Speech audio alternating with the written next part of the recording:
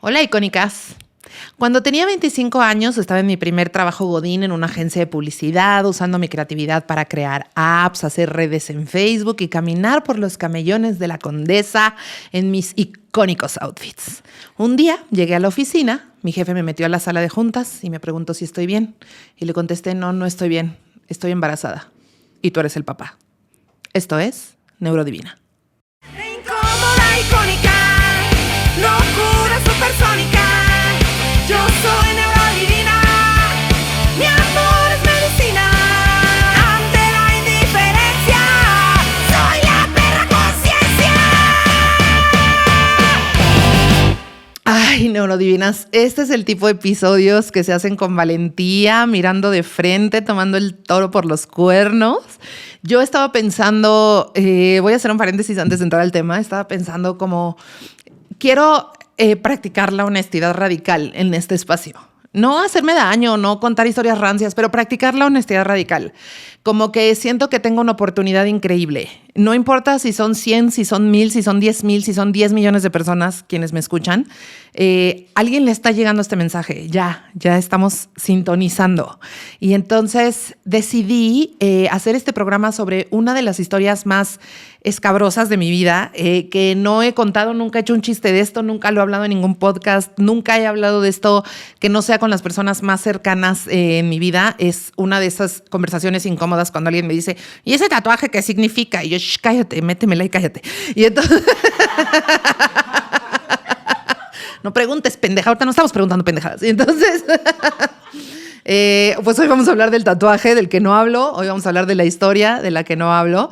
Lo vamos a hacer con mucho amor, lo vamos a hacer con mucha compasión. Y antes de entrar así a la historia full, quisiera dedicar este programa a todas las personas que han tenido miedo de estar embarazadas y que no han sabido qué hacer. Y dedicármelo a mí cuando tenía 25 años y me pasó esto, ¿ok? Ok, entonces, exterior 2008. Exacto, Pink estaba de moda, Britney ya estaba pelona, empezaba mi vida adulta en el campo laboral, recién graduada de la universidad, recién regresada, además de mi intercambio. Voy a hablar ahorita de unas personas, ¿no?, que tuvieron que ver con esta situación. No voy a contar, no voy a cancelar a nadie, no voy a contar el nombre de este pinche viejo. ¿Por qué, Mir? ¿Por qué? Porque el karma se hace cargo de chingar a mis enemigos, no se preocupen. Entonces... lo importante es la historia, ¿ok? No las personas que formaron parte de esta historia. Esta historia trata de ti y de mi bebé, ¿ok? Vamos con algunos datos antes de empezar. En México hay 60 nacimientos por cada 1,000 adolescentes de 15 a 19 años. ¿Qué significa que un adolescente se embarace? Cuando tú estás en la prepa o en la secundaria y empiezas a recibir los primeros vestigios de educación sexual, los primeros momentos en los que la maestra te dice que existen algunos riesgos al involucrarte sexualmente, muchas de estas educaciones sexuales y de estas cosas que ahorita vamos a platicar están entintadas por la religión, están entintadas por un proceso, por un discurso moral que tiene que ver con esto está bien o mal, el sexo está bien o mal, está dentro del campo moral o está fuera del campo moral. Dentro del matrimonio es bien, pero si solo es para tener hijos. Pero fuera del matrimonio hay un montón de desinformación. Y entonces, ¿qué pasa? Nos desarrollamos como adolescentes, nuestros cuerpos se desarrollan, nuestras necesidades avanzan y no hay información. ¿Y esto qué pasa? Pues que como no hay información, porque muchas alas conservadoras de este país están protegiendo esa información para que los niños no se enteren que existe una identidad de género, para que no se enteren que existen personas trans, para que no se enteren que las posibilidades de su orientación sexual son muy diversas, para que sigamos en el carrilito de copy-paste heterosexual que hace una familia, para que sigamos sosteniendo un sistema que nos oprime, entonces no se le da educación sexual a los chavites. Y por eso... ¿quiénes son las personas que se les trunca la puta vida y se les acaban los sueños cuando están embarazadas? Las adolescentes. Y esto es un tema político mucho más que personal. O sea, esto es una cosa que hace que muchos países no se desarrollen, bebé. Que muchos de los países se queden estancados en su desarrollo porque una parte súper importante de la población está criando cuando no le toca criar. y está generando esquemas familiares alrededor de que lo más importante a proteger es el niño que están haciendo, es la posibilidad del niño que están haciendo y no la infancia o la adolescencia que está viva. Hace poco se hizo viral una tabla, se hizo viral en Instagram una tabla de los embarazos adolescentes y cuáles eran las relaciones, la relación de edad entre las personas que embarazaban y las personas embarazadas. Y se hizo viral porque esta tabla tenía muchísimas personas de edad de más de 50, 60 años embarazando a niñas de 11, 12 años. Este es un esquema de abuso, pero está tapado, entintado por la religión y está puesto ahí como la bendición de la maternidad. Y esto es un problema de salud pública, más allá de mi decisión de ser mamá o tu decisión de ser mamá, que las chavitas tan adolescentes estén siendo mamás, que México sea el país que más madres adolescentes tiene en América Latina, que 22.8% de las adolescentes de 12 a 19 años ya inició su vida sexual y 1 de cada 5 adolescentes que inicia su vida sexual no usa protección en su primera relación. Al 33.3% de los mexicanos se les dificulta hablar de sexualidad por falta de conocimiento y al 28.9% por pena o vergüenza. Esto quiere decir que 2 de cada 3 mexicanos tienen miedo de hablar de sexo en sus casas.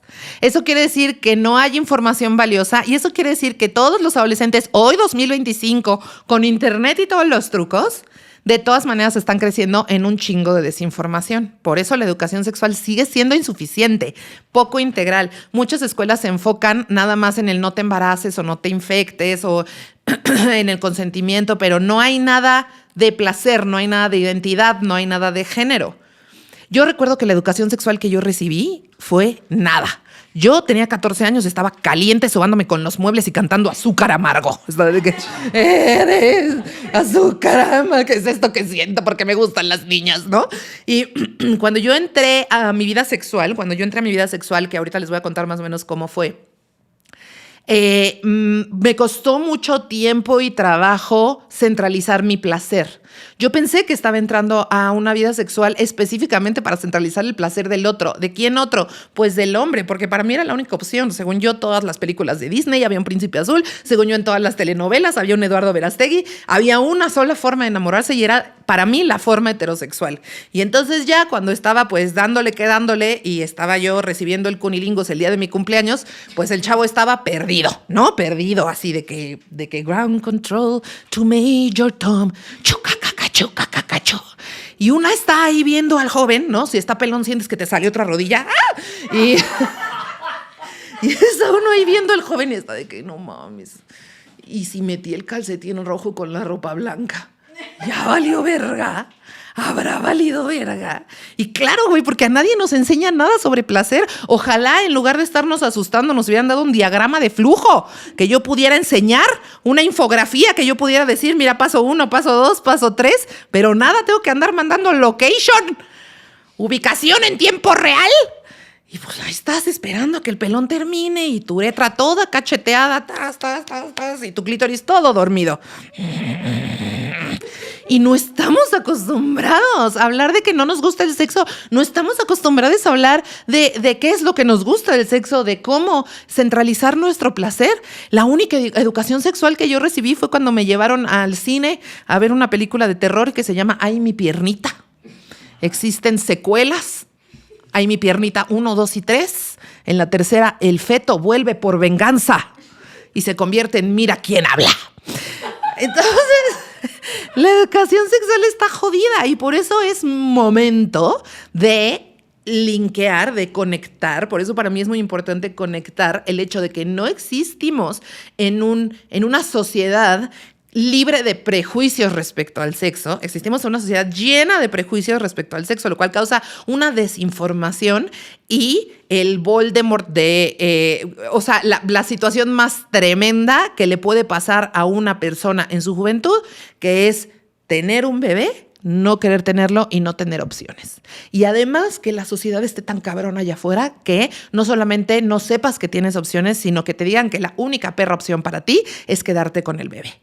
Y por eso es momento de hablar del pinche Voldemort, ahora sí, del dementor de los derechos, los fachos garnachos, los que no saben por qué salieron a marchar, el Frente Nacional por la Familia. Una bonita mentada de madre. Una organización de mierda fundada en 2016, muy visible que en tus marchas providas y contra el matrimonio igualitario. ¿Y a qué se opone el Frente Nacional por la Familia? Primero, se opone a la legalización del aborto. Según ellos, legal o ilegal es un crimen. De hecho, se hizo viral hace poco un video que era muy chistoso porque era de una muchacha provida que decía, usaba como la canción de Vivir Quintana, ¿no? ¿Y qué pasó con las no nacidas? Y la banda, pues no nacieron, bebé. Pero fíjate, esta coca está bien rica, súper fría, tiene sus hielitos, está bien sudado el vaso, qué padre. ¿Qué pasó con las no nacidas? Pues no nacieron, bebé, no pasa nada, ¿no? Pero los Frente Nacional por la Familia están amarrados que legal o ilegal el aborto es un crimen y que la educación sexual integral en las escuelas, especialmente cuando se habla de diversidad sexual y enfoque de género, también es un crimen. En 2025 se pronunciaron contra reformas en el Estado de México que buscaban garantizar el aborto legal y seguro y reforzar la educación sexual y las llamaron leyes veneno. Dame veneno que quiero morir. ¡Ay, me encantó! Quise ser la veneno para tu piel, preciosa. Y pues bueno, esta situación que está ocurriendo, no lo estoy diciendo nada más al pedo, no porque sean así tres locos que salen a marchar, es porque la derecha, como ya lo hemos dicho muchas veces en este podcast, está avanzando a toda velocidad en los corazones y en los discursos que están adentro de las juventudes hoy 2025. El resultado de que existan organizaciones tan perras como el Frente Nacional de la Familia, tan desde la no evolución, desde el retraso de nuestros derechos, eso es lo que hace que a nivel mundial, según la OMS, la Organización Mundial de la Salud, entre 4.7 y 13.2 de las muertes maternas son atribuibles a abortos inseguros. Es decir, la gente sí se muere por abortar, pero no por abortar de forma segura, sino por abortar de forma ilegal en los espacios en los que es ilegal abortar. Yo les voy a contar una historia. Yo fui a Costa Rica. Creo que ya les he contado que fui a Costa Rica a un festival de comedia. Me encanta Costa Rica. Hice muchos amigues allá. La pasé cabrón. Todavía me quedé después del festival y estuvimos en el road trip como en diferentes lugares. Y fui a un lugar que se llama Limón, ¿no? La provincia de Limón. Y ahí conocí a unas amigas con las que íbamos al río, ¿no? Y entonces nos hicimos comadres, no sé qué, platicamos. Yo conocí a mi amistad, a su novio, lo que tú quieras. Me regresé a México y me escribe esta persona por Instagram y me dice, oye, necesito que me ayudes a conseguir misoprostol porque mi novio no sabe que estoy embarazada, pero yo ya tengo 4 hijos y si yo le digo que estoy embarazada no me va a dejar abortar. En esta provincia y en todo el país de Costa Rica no podemos conseguir misoprostol y no sé qué hacer porque yo ya tengo 3 hijos, no quiero 4. Y entonces para mí fue como un despertar muy cabrón ante mi privilegio, ¿no? Como primero hay una discusión constante del deber de ser madres, el deber ser de ser madres. Tenemos que querer ser madres. Pero esta persona ya era madre de 3. De hecho, el abortar significaba que estaba cuidando a sus 3 hijos, que iba a juntar los recursos y a canalizarlos a que sus 3 hijos estuvieran bien. A veces se nos pone a las abortistas como en un lugar de que estamos antimaternidad, ¿no? Cuando en realidad muchas veces estas mujeres están protegiendo a su familia. Y la otra fue lo perdida que yo estaba para ayudarla. Yo no sabía cómo conseguir llevarle misoprostol a Costa Rica. No sabía cómo hacerle para darle un contacto y que esas personas no estuvieran en peligro de ir a la cárcel.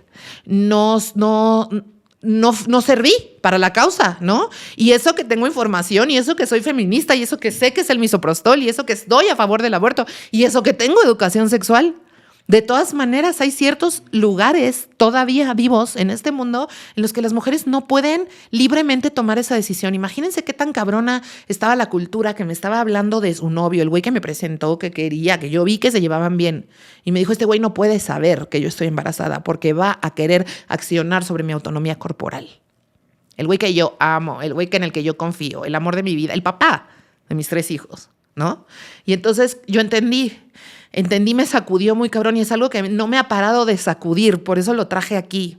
Es algo que no termina de suceder y que es muy cabrón cómo está solapado por el silencio. Yo misma y mi propia historia, esta historia que les voy a contar, la cubrí con tanta vergüenza como si yo hubiera hecho algo malo, como si yo hubiera pecado de algo. Y tiene mucho que ver con cómo nos socializaron como mujeres, tiene mucho que ver con cómo nos dijeron que nuestros derechos son compartibles, como que le puedo dar un cacho de mí a la persona que amo, como que por amor me puedo sacrificar. Y eso causa crisis generacionales, trauma, pedos, el no desarrollo en los países y sobre todo la muerte, güey. En 2022, según datos de la Secretaría de Salud, el aborto figuró como la tercera causa de muerte materna en ese año en México. La tercera causa de muerte materna son los abortos inseguros. Entonces, ¿qué punto es? ¿Cuál es el punto? El punto es que el aborto va a suceder. Va a suceder. Pase lo que pase, como sea, las mujeres van a abortar. ¿Cómo le vamos a hacer para que no se mueran en su derecho de abortar? ¿Cómo le vamos a hacer para que sea seguro su derecho de abortar? Desde seguro emocionalmente, desde seguro de saber, de tener la información, de saber que no están haciendo nada malo, que es un derecho al que pueden acceder, que no hay pedo si ya tuvieron hijos, si no tuvieron hijos, y si quieren ser mamá, si quieren ser mamá después, no hay pedo. Tu autonomía corporal es tu autonomía corporal. Y cuando yo empecé a escribir este guión me empezó a impresionar muy cabrón cómo estamos acostumbradas a ceder nuestra autonomía corporal. Desde que el aborto es legal y se practica en condiciones seguras, con personal entrenado, con protocolos médicos, la mortalidad por aborto es mucho menor. En la Ciudad de México, los servicios públicos de aborto registran 0 muertes maternas por aborto. Entonces, las mujeres no mueren porque abortan, las mujeres mueren porque el aborto no es seguro. Primero, ¿ok? Tómenla su café, que se viene fuerte. Muy bien. Yo crecí en una escuela católica, ¿no? Full amenaza de infierno, full te tienes que confesar, full ya llega un padre y a ese güey le tienes que decir todo lo que piensas. Yo de hecho como más o menos les he contado que yo crecí como con una duda existencial de que era Dios, porque yo podía sentir esta presencia divina en mí y en la vida y en la naturaleza y en el amor, pero como que no me cuadraba el audio con el video con la iglesia, ¿no?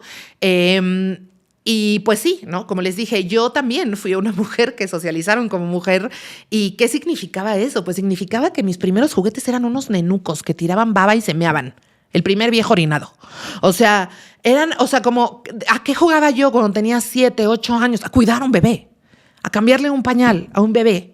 O sea, los casimeritos no son nada nuevo. Antes eran nenucos que tiraban baba y se meaban, ¿no?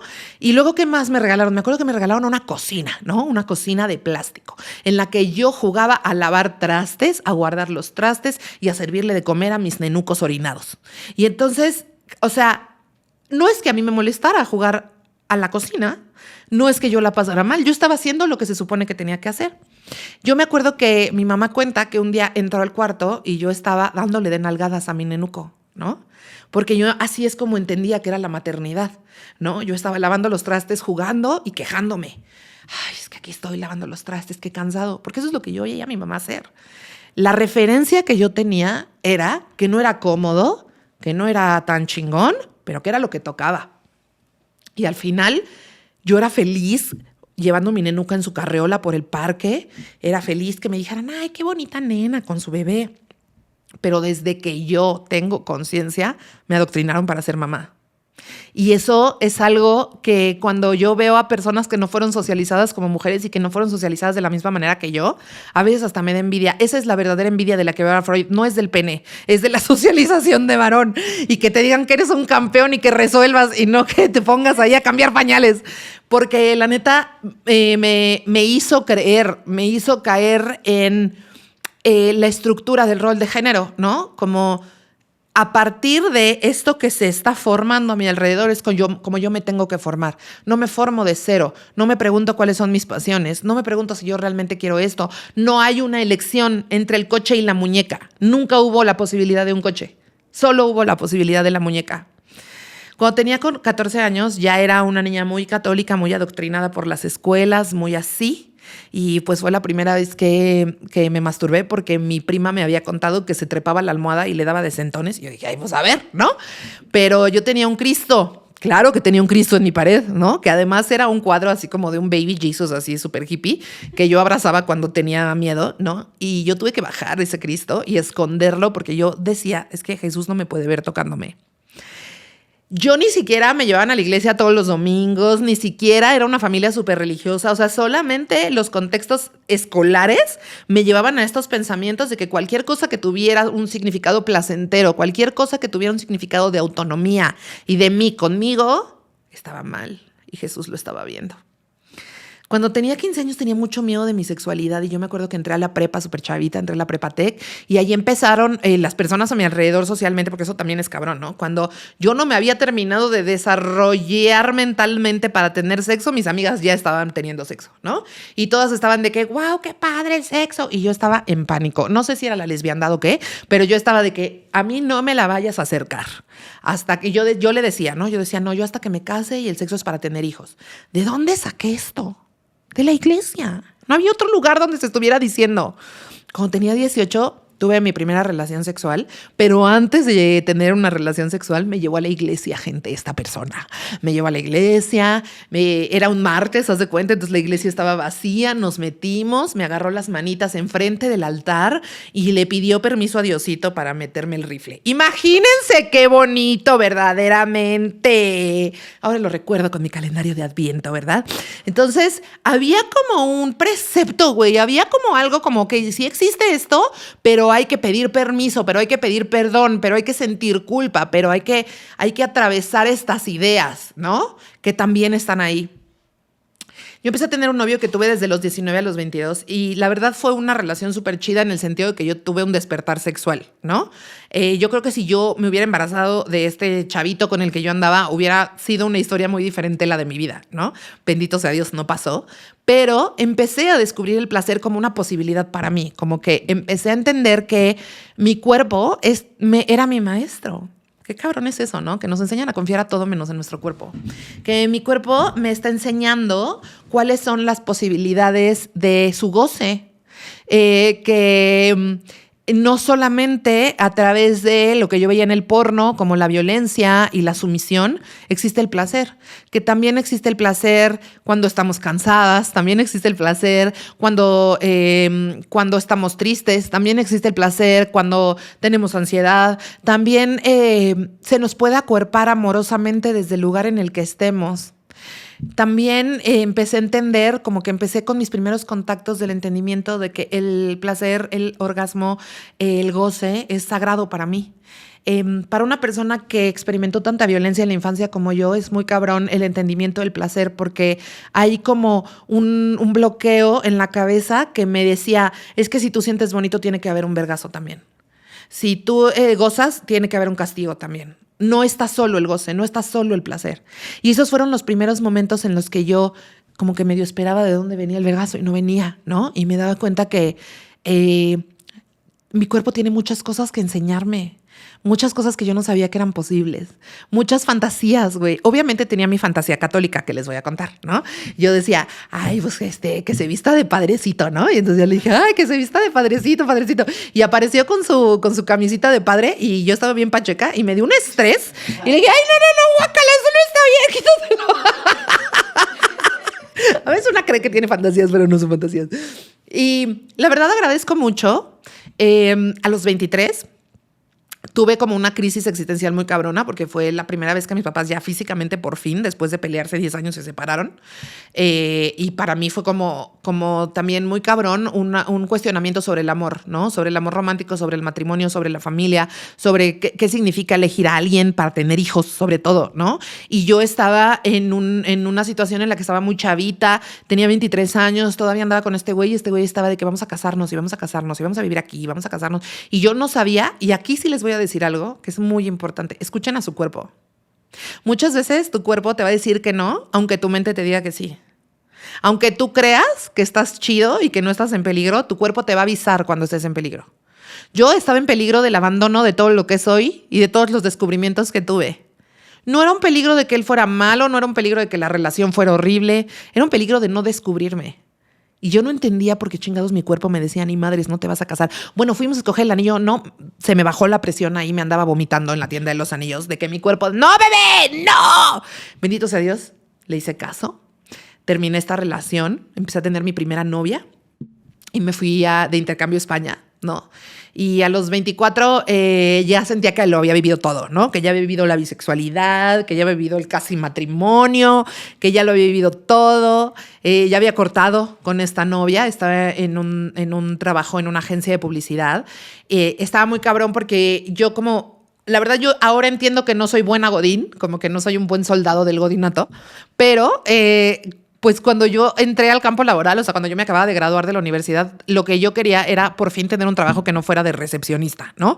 Porque yo ya había sido recepcionista de un doctor, recepcionista en Santa Fe, recepcionista de unas impresoras, un recepcionar, ¿no? Y entonces yo decía, ay, por favor, deme un cubículo que no sea hasta enfrente.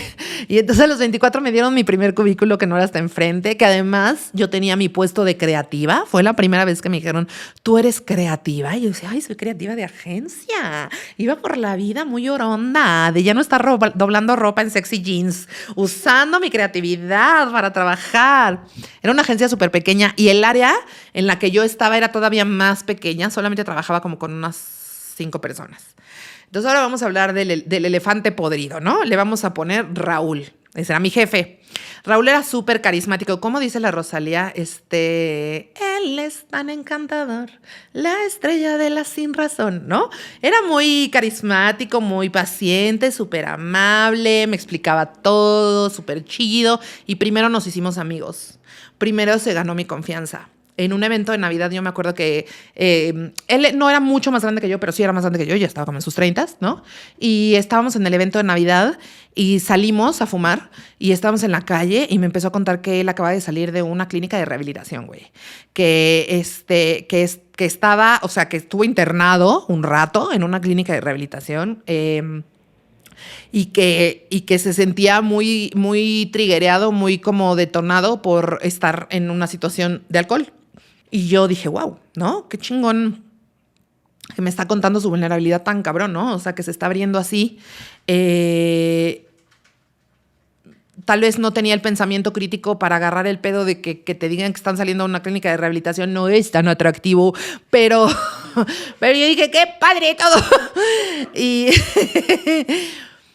Y también era muy cabrón porque una cosa que yo entendí, a ver, vamos ya full disclosure, ahorita estamos ya enseñándolo todo, ya estamos encueradas del alma y todo, ¿no? Y yo, el esquema del amor que me tenía tan confundida, sobre todo en mis 20s, ¿no? Me hacía creer que el amor eran cosas que no son amor, ¿no? Y muchas veces para mí el amor era triangulación. ¿Qué significa esto? Una persona que está en una relación, este güey estaba en una relación, tenía una novia y tenía un bebé de 2 años, pero todo el tiempo se quejaba de su relación, ¿no? Todo el tiempo estaba de que, ay, qué fea mi relación, qué triste mi relación, ay, mi relación, ¿no? Primero de amigos y luego empezó a love bombearme. Y es muy cabrón porque si no me hubiera agarrado tan chavita, le hubiera dicho, bebé, no te estés quejando, tu mujer está criando sola, le están sangrando los pezones mientras tú estás aquí quejándote, Raúl.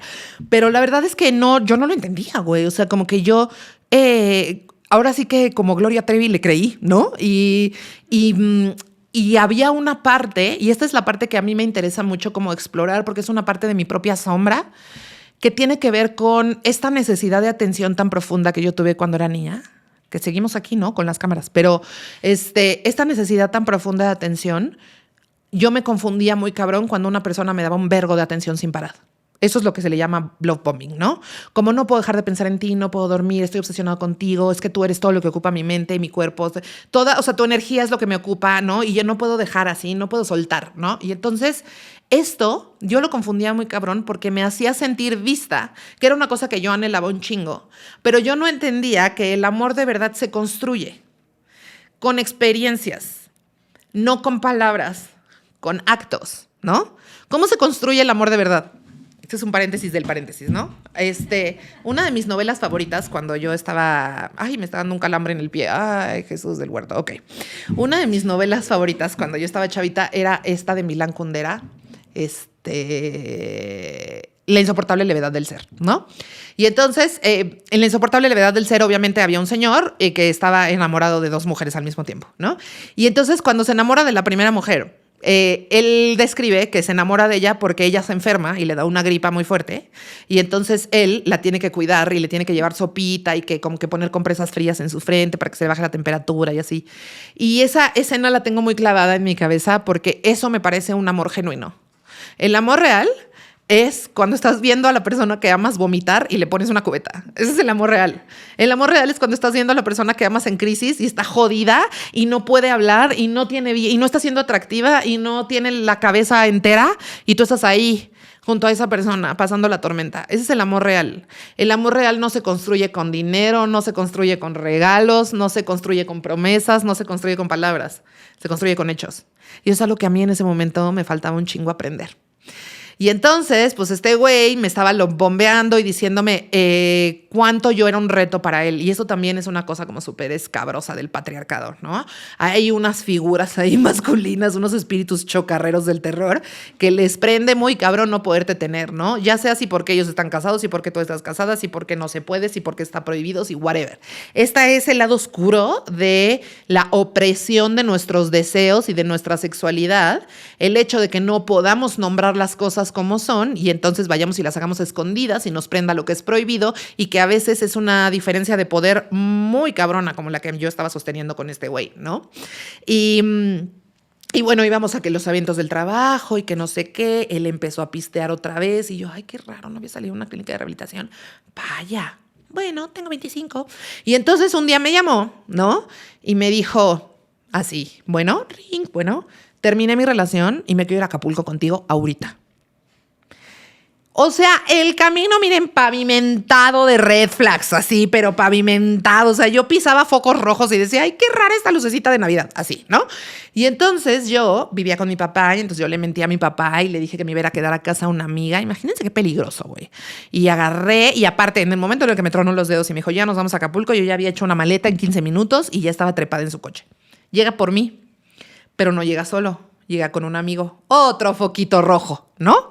Y entonces me dice, ay, mi mejor amigo, ya nos vamos los tres a Acapulco. Y yo, qué raro, pero me acabas de decir que te quieres ir a Acapulco conmigo porque terminaste tu relación. No se supone que deberíamos hablar, no se supone que deberíamos acordar, no se supone que debemos tener una comunicación. ¿Qué hace otro viejo aquí? Pues claro, él no quería hablar, ¿no? Llegamos a un decadente hotel, gente, a un hotel espantoso. Yo, de verdad, cada que voy a Acapulco y veo ese hotel me dan escalofríos en la espina dorsal. Se llama Copacabana. Es horrendo, no vayan. Eso sí, pero chafísima, sí, pero chafa la verga, ¿no? Entonces, ahí muy glamurosa, pide una sola habitación el viejo, ¿no? Pide una sola habitación. Y yo, otro foquito rojo, vamos a pisarlo. Entonces llegamos a la habitación y yo estoy como de, qué extraño, estoy con dos hombres en una habitación y nadie sabe dónde estoy en Acapulco. Y entonces el amigo le dice a este güey, ahorita vengo, me voy a dar una vuelta. Y entonces nos quedamos en el cuarto, pero en lugar de hablar... Pero en lugar de yo hacer todas las preguntas que tenía, güey. Yo tenía un chingo de preguntas, como que terminaste, desde cuándo terminaste, por qué terminaste, qué pasó con tu hijo, dónde estás viviendo, qué está pasando, por qué estás pisteando, por qué estamos en Acapulco. Nada, ni una pregunta. Solo el acto físico coital. Por supuesto, sin condón, por supuesto, sin preguntarme si podía dejarme adentro su salsa de señor. Y yo normalizando bien cabrón, güey. Yo, ay, qué raro, me sentí incómoda. Eso es algo que me gustaría que nos detuviéramos a observar, ya sin miedo, porque estamos hablando de algo incómodo. Cuando tu cuerpo te dice, bebé, estoy incómoda, a la verga todo lo demás, no me importa si estás en Dubái, te regresas.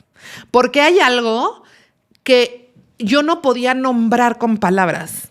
Yo no podía así como desmenuzar qué era lo que me estaba causando este pedo. Ahora sé que se llama disonancia cognitiva.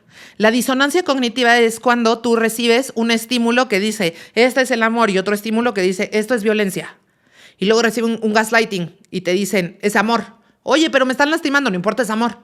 Y entonces tú te empiezas a gaslightear, pero tu cerebro reconoce que lo que te están diciendo y lo que estás recibiendo son dos cosas distintas. Eso se llama disonancia cognitiva. La disonancia cognitiva se siente en el cuerpo como confusión, como miedo, como algo está raro, pero no sé qué. Antes de que tu mente cache que no está siendo congruente la persona que tienes enfrente, tu cuerpo ya la cachó.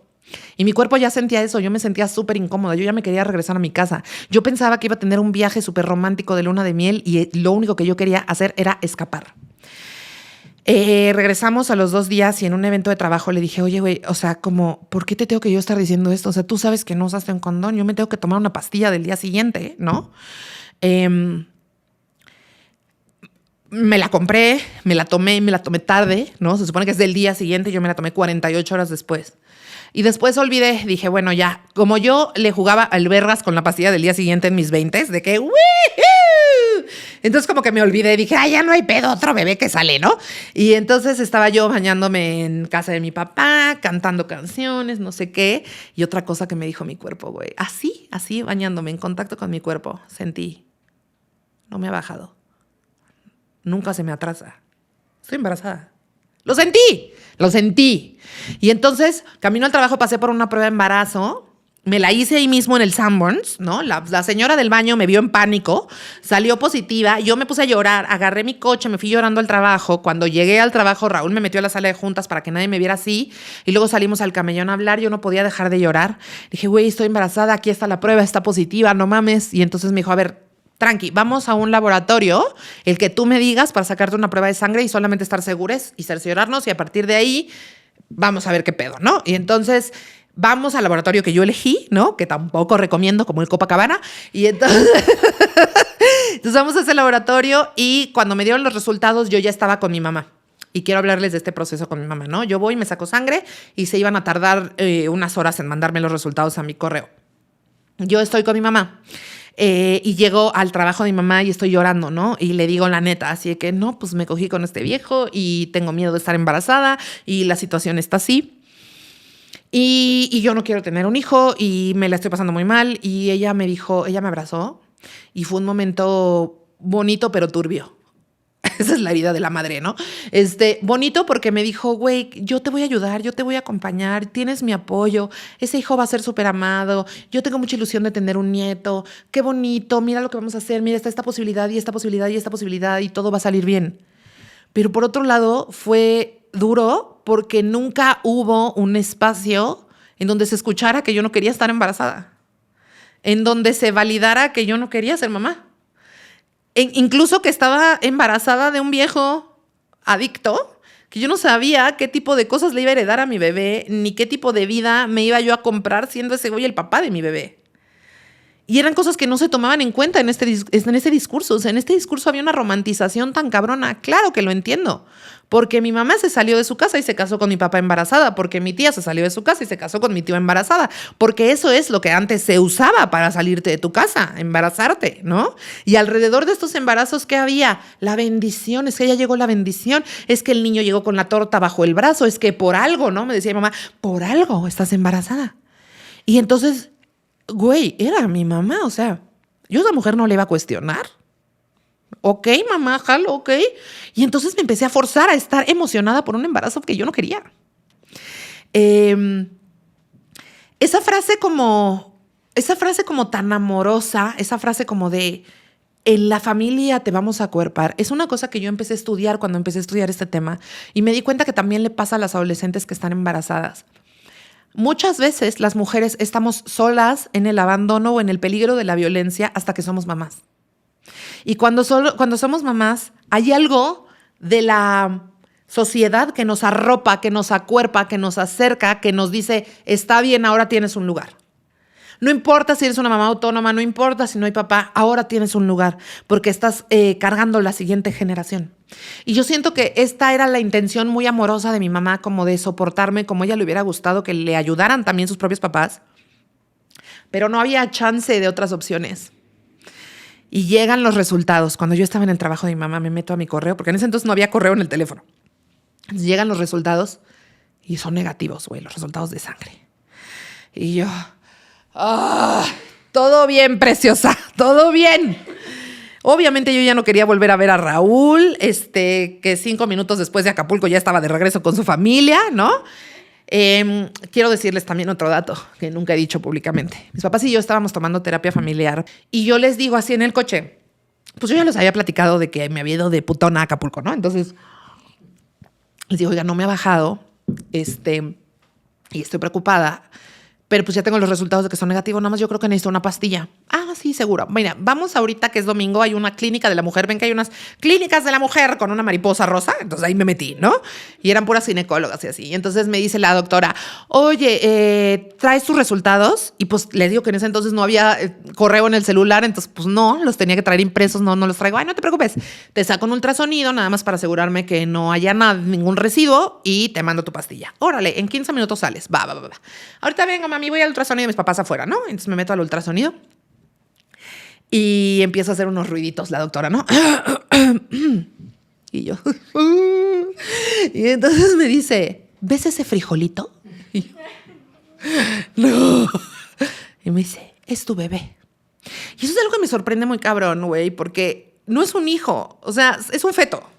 Son 4 células. Es del tamaño de una pinche lenteja. No me chingue la vida, señora. O sea, ¿cómo que es tu bebé? Y entonces desde ese momento había como una culpa bien implícita, ¿no? Como, este es tu bebé y tú serás madre. Y entonces yo salgo del ultrasonido pálida, así, papel bond. Ya nada más de verme la cara, mi mamá lloró de alegría y a mi papá se le olvidó todo lo que dijo en terapia de que no me iba a juzgar. Y entonces, torcidas, todas como cucarachas. Y está bien cabrón, güey, porque yo estoy segura, y ahora que tenemos más comunicación se lo voy a preguntar, yo estoy segura que ese güey, o sea, mi papá, tampoco quería que yo estuviera embarazada. Pero de nuevo, no había una conversación, ni la doctora, ni las enfermeras, ni mis papás, nadie tenía la posibilidad de abortar sobre la mesa. Ya existía el aborto, pero era como, ay, no hables de eso, qué feos es la gente que mata a sus bebés. Y eso está bien cabrón porque estaba poniendo en peligro mi realidad, güey. Las cosas que se discutían no era si yo estaba lista para ser mamá, si yo tenía incluso el avance emocional necesario para entender quién soy y entonces no desregularme con la criatura y no maltratarla, ¿no? No existía. ¿De qué se hablaba? De los muebles, de dónde nos vamos a poner, dónde se va a poner la cuna, cosas que tenemos que adquirir, los zapatitos, el mameluco, el baberito. Era neta como si mi casa y mi familia y mi linaje se hubieran estado preparando toda mi vida. Y sí, para que yo fuera mamá, para recibir esto. Y entonces yo empecé a sentirme vista y empecé a sentirme querida y empecé a sentirme apapachada y me empecé a ilusionar y al mismo tiempo a sentir una culpa terrible porque mi cuerpo me seguía diciendo, güey, no quieres esto no lo quieres. Y entonces pues llegó el momento de decirle a Raúl, ¿no? Que sus resultados con los que se iba a proteger en la corte no servían. Y pues Raúl se portó como esperábamos, como una mierda, pero curiosamente fue la única persona que puso lo del aborto en la mesa. Pero en lugar de un diálogo, en lugar de decirme tú qué quieres, en lugar de decirme cómo te sientes con ser mamá, era como una orden. No, pues vas a abortar. Y yo, no, papi, a mí no me dices qué hacer aunque tengas razón. A la verga te vas, ¿no? Y fue muy cabrón, güey, porque qué huevos, ¿no? O sea, qué huevos de metérmela sin condón, qué huevos de embarazarme, qué huevos de que te valió verga después y qué huevos de que me digas, vamos a abortar, vamos, pendejo. ¿Tú con qué útero, papi? Cuéntame. Y luego procedió a decirme una lista de cosas tan ignorantes que les juro, por eso la traje aquí. Todavía me atormenta. Que si cuando cogimos estaba drogado, que no se acuerda. Que si la infancia, el bebé va a salir mal porque él consume, que si él ni se acuerda de lo que pasó entre nosotros, que a ver si es cierto que era mi bebé. Y yo estaba tomándome mi té de manzanilla de que, ¿por qué me metí a este viejo en mi cuerpo, güey? Es el peor viejo, ¿no? Y volvió a aparecer esa voz. Güey, estás viendo a esta persona verdaderamente deleznable, o sea, deleznable. Y este güey va a ser el papá de tu hijo, no mames, güey. Que lo vas a tener que estar negociando con este carnal las colegiaturas el resto de tu vida. No mames, güey. Y está cabrón porque lo estoy diciendo y estoy viendo en mi cabeza a un chingo de mujeres cuya realidad es esa hoy. Yo lo puedo nombrar así y lo puedo ver así porque lo estoy viendo desde el campo cuántico en el que esa no fue la elección que tomó mi cuerpo. Pero si no, lo que yo les estaría contando sería muy distinto, güey. Yo estaba... Wow. Me fui de ahí indignada, lista para ser madre autónoma, ya con la casa preparada. La exnovia ya había regresado con zapatitos de bebé, ¿no? Estaba de que ahora vamos a hacer una lesbo maternal y yo jalo lo que quiera que sea eso, ¿no? Y entonces ahí estaba yo tomándome mi cóctel de ilusión y culpa y empecé a sangrar. Obviamente corrimos con la ginecóloga. La ginecóloga me dijo, tienes un embarazo de alto riesgo y necesitas estar en cama.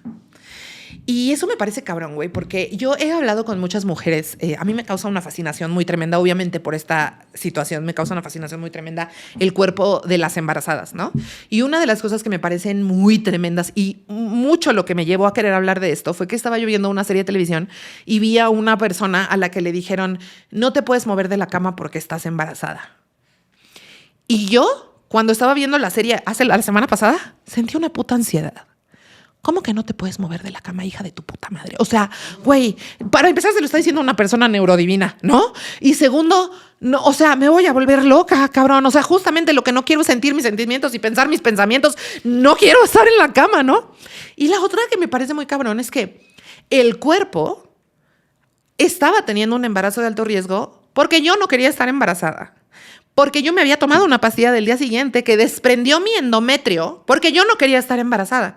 Y yo fui con una profesional de la salud y le dije, me tomé una pastilla del día siguiente porque no quiero estar embarazada. Y su respuesta fue, cuida tu embarazo, no se vaya a morir tu bebé. Y entonces, güey, me quedé pensando así, rendereando cuando vi esta serie, ¿cuántos embarazos que no son deseados se tienen que cuidar a huevo? Y sobre todo, el hecho de que a mí se me estuviera reafirmando todo el tiempo que lo que yo tenía que hacer era proteger esta vida que estaba creciendo dentro de mí. Entonces yo me empecé a gaslightear y a decir, no, güey, es que yo estoy mal. Yo estoy haciendo algo mal. Por eso estoy sangrando. Y esto es un pedo que muchas morras que nos embarazamos tenemos. Pero también el gaslighting era tan fuerte, güey. Te estoy hablando no solamente de mi familia nuclear, o sea, te estoy hablando de que mis tías que hacían jeta cuando yo llegaba, de pronto estaban en mi casa con despensa, ¿no? O sea, mi prima, la doctora, que me dejó de hablar cuando entramos a la universidad, de pronto estaba haciéndome check-ins, ¿no? Y preguntándome qué nombre le iba a poner al bebecito, ¿no? O sea, había una ilusión tan cabrona alrededor de esto. Mi misma novia, güey, mi novia de aquel entonces, como todas las lesbianas en mi vida, me salvó con promesas de una familia lesbomaternal en Canadá. La morra no estaba ni afuera del closet y estaba de que tú y yo un hijo. Y yo, bueno. Y luego, güey, esta es una cosa que me gusta mucho recordar con alegría. Estar embarazada es precioso. Estar embarazada es un estado corporal de muchísimos beneficios. O sea, siento que es lo más cercano a estar drogada todo el día, ¿no? O sea, te drogan tus hormonas, te ponen contenta, te puedes quedar dormida, ¿no? Te tomas una siesta como si estuvieras en la noche de 4 horas, a nadie le importa, ¿no? Yo estaba de un caliente. No, hombre, arriba la lesbiandad, la verdad, porque verdaderamente, a mí me ponía de que la vibración del coche, yo estaba, uy, qué rico. Y entonces yo sentía como, güey, hay como una cantidad tan tremenda de químicos y de hormonas pasando por tu cuerpo. Claro que por eso existe la depresión postparto, güey.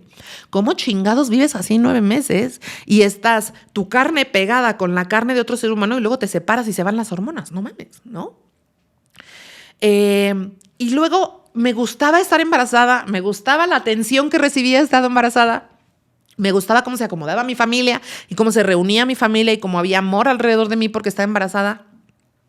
Pero qué cabrón que ninguna de estas cosas tenía nada que ver con mi capacidad de criar otro ser humano. ¡Ninguna! Todas eran cosas randy, de otro cuento infantil. Pero la capacidad de criar un ser humano no se estaba desarrollando, ¿no? Y un día estábamos comiendo gelatina cuando empecé a sangrar más. Y así como les cuento que cuando me di cuenta que estaba embarazada no hubo ninguna duda. Cuando me di cuenta que ya no estaba embarazada, no hubo ninguna duda. Y esa es una cosa que ha sido súper complicada de hablar y que por eso yo creo que me tomó tanto tiempo, porque esta sensación de que hay algo adentro de ti que no está vivo es muy dura. Y es una de esas cosas que nadie te puede contar. Es una de esas cosas que por eso es tan solitario. Por eso cuando escuchas a las mamás que perdieron bebés, hay como un sesgo de soledad, aunque haya un esposo, aunque haya una familia, aunque haya otras cosas alrededor, porque estás sola con tu hijo y de pronto tu hijo no está, ¿no? Y le hablabas todos los días y le pusiste un nombre, ¿no? Y todos los días ya no era una lenteja y luego era un frijol y luego no sé qué, ¿no? Y luego lo estabas cuidando para que no se muriera, porque todo el tiempo es un riesgo que se muera, ¿no? Y luego este niño que no ha nacido es el pegamento de un montón de cosas que no estaban bien en la familia y que no se estaban enfrentando, ¿no? Entonces, si yo lo pierdo, ya no me va a volver a hablar mi primo otra vez, ¿no? O sea, todo esto como a un nivel inconsciente. Algo en mí se murió cuando se murió ese bebé. Y lo que yo podía pensar, porque a partir de aquí empezó como un ataque de pánico súper largo y súper duro, de lo que me acuerdo muy poco, pero la raíz de ese pánico era sentir que yo lo había matado.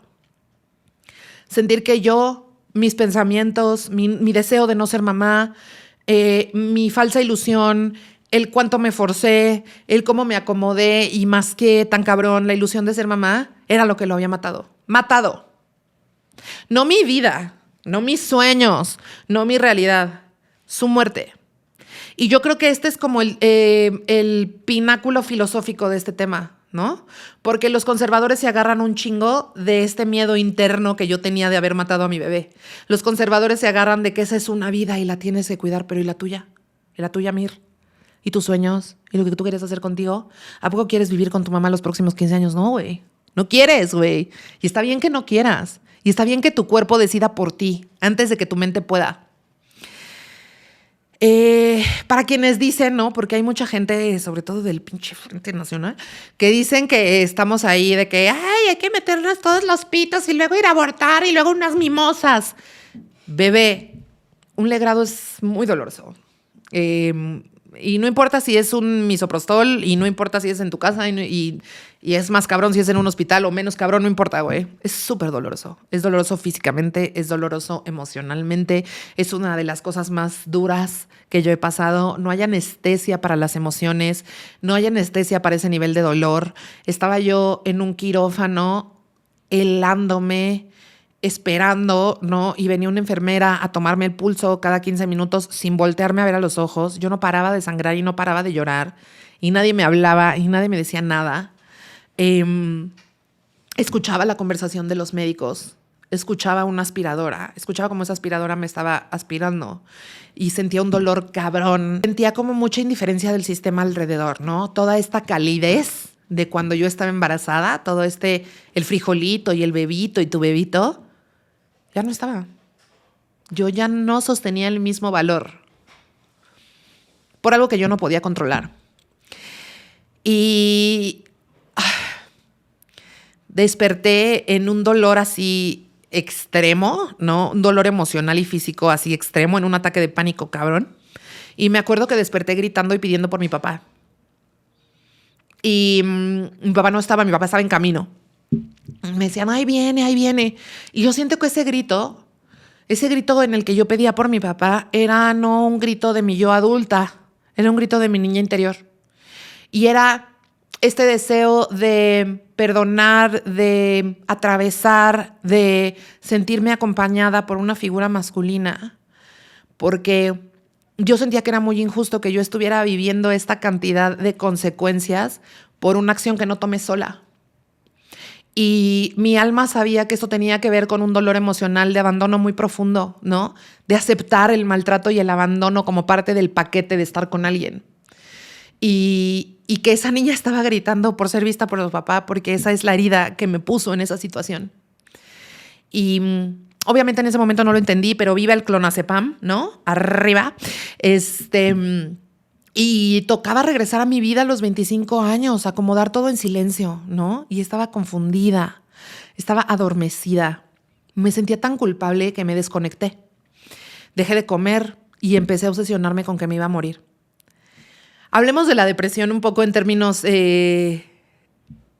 realistas, ¿no? La depresión no es estar amenazando. Ay, ya casi te me voy, ¿eh? Como diría la Rosalía, un día despiertas y ya no me ves aquí. No había ni siquiera una sensación tan palpable de tristeza. Como que yo empecé a sentir, yo me voy a morir igual que mi hijo. Y entonces empecé a planear, ay, ¿cómo se va a enojar mi mamá? Pues hay que irle avisando, ¿no? Que no le caiga tan de sorpresa, que no sea tan duro. Y mi cuerpo se empezó a atrofiar, ¿no? Me empecé a marear, me dejé de levantar de la cama, me empecé a sentir súper débil. Mi mamá me llevó al doctor, me hicieron 25,000 estudios de sangre, de todo. Y cuando llevaron los estudios al doctor, el doctor sacó a mi mamá del consultorio. Le digo, señora, espéreme afuera. Y mi mamá se salió y el doctor me dijo, necesito que me digas qué ha pasado los últimos 6 meses de tu vida. Cuando yo le dije lo que me había pasado, me recetó un Prozac.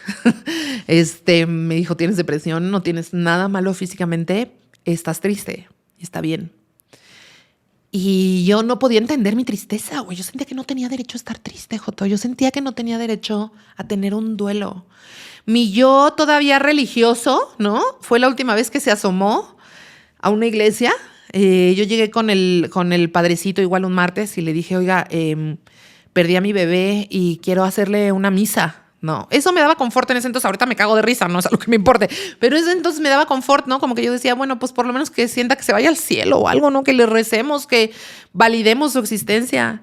Y este hijo de perra me dijo, no, para nosotros no es un bebé válido porque no está bautizado. No sé. Y yo dije, putísima la vende huevos, verdaderamente. O sea, ¿cómo? O sea, ¿cómo? O sea, tú me dices que yo no puedo abortar, pero si el bebé se muere no es válido para ti. ¿De dónde sacas los huevos tan morados, padre Amaro? Bueno, es que verdaderamente fue la última vez que yo me paré a una iglesia. Yo me acuerdo que me paré afuera de la iglesia y le dije de que nunca más, viva Satanás.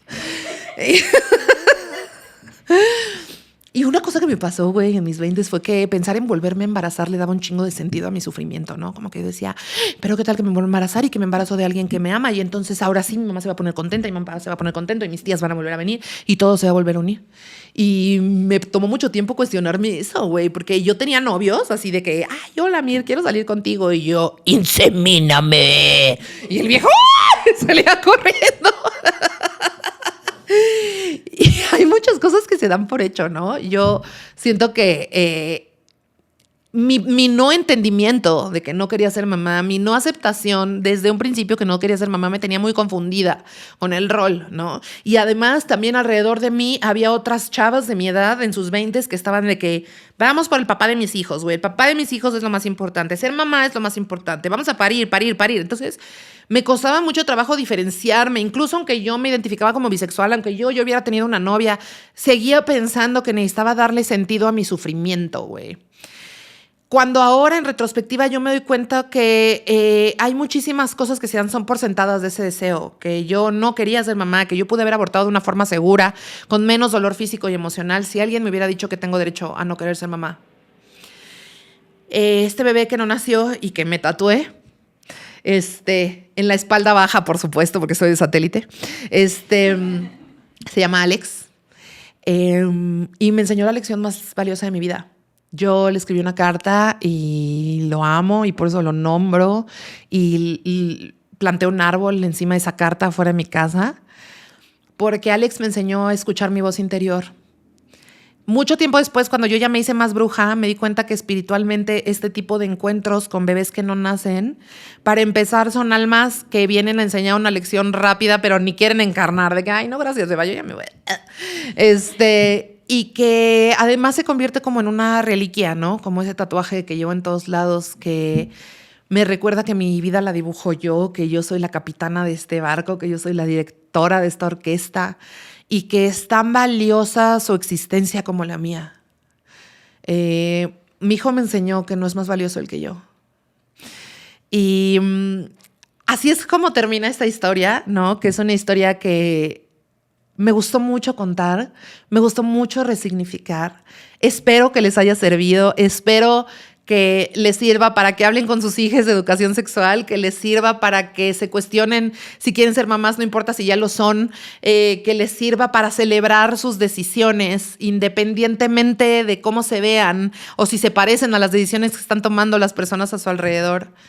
Y decirles que el que el aborto sea legal salva vidas, salva realidades, cumple sueños, manifiesta una realidad para las mujeres autónoma, las personas menstruantes, autónoma, en la que estamos a cargo de las decisiones de nuestra vida. Si yo me puse esa chinga sola cuando yo no tomé esta decisión de forma unilateral, entonces yo también me puedo tomar cualquier responsabilidad. Yo puedo abortar las veces que quiera, porque la chinga me la estoy poniendo yo, porque es mi cuerpo el que decide gestar o no gestar. Yo sigo pensando que el ser un cuerpo menstruante es maravilloso. Sigo pensando que la capacidad creativa que tenemos de sentir, de enamorarnos y de crear a través de nuestra fisionomía uterina es fantástica, es mágica, es increíble. Sigo pensando que tengo muchos hijes, que son cosas que he creado desde mi más alta creatividad, como este hijo en el que estamos ahorita. Y sigo pensando que la madre más importante que tengo que ser es ser una madre para mí. Ser esa madre que me da opciones. Ser esa madre que confía en mí. Ser esa madre que me deja elegir. Ser esa madre que me trata como un adulto. Ser esa madre que me acuerpa sin infantilizarme. Esa es la madre que yo necesito ser, mi propia madre. Y para cerrar, solo les quiero dar unas buenitas noticias, ¿no? Unas noticias tranquis para cerrar este episodio. La Suprema Corte de Justicia de la Nación resolvió que penalizar el aborto es inconstitucional, ¿no? Para que sepas qué decirle a tu tío cuando te diga.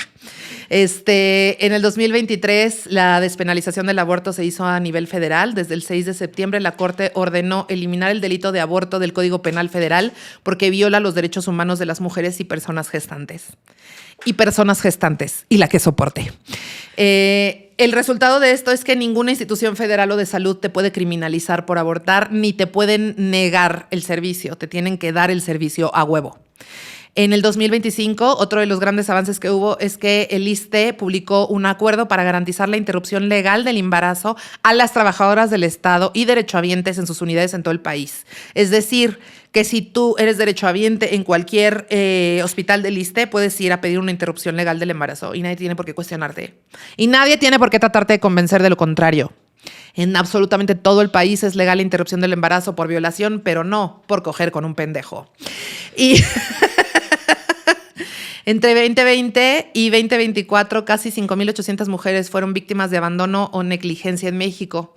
Especialistas dicen que muchos de estos casos se resolverían con educación sexual, que la pobreza se resolvería con educación sexual y dejando de criminalizar a las mujeres y niñas que abortan desde su derecho. Si yo pudiera hablar con esa Mir que se embarazó a los 25, le diría, beba, está bien si no quieres ser mamá, en cualquier momento. No tienes por qué castigarte por ser corresponsable de un embarazo. Es normal que estés en este tipo de relaciones porque creciste con muchas carencias, pero ya deja de reprochártelo. Te amo. No hiciste nada malo. De hecho, lo hiciste como campeona. Volviste a morir y renacer y todo salió como tenía que salir. Gracias a la vida que hoy no tienes hijes y puedes vivir otras cosas, otras realidades, otros formatos del campo cuántico que también te van a llenar, que también te van a dar plenitud. Tu vida no está vacía porque no eres mamá. Confía en tu camino y que es distinto al de los demás. Esto fue Neurodivina.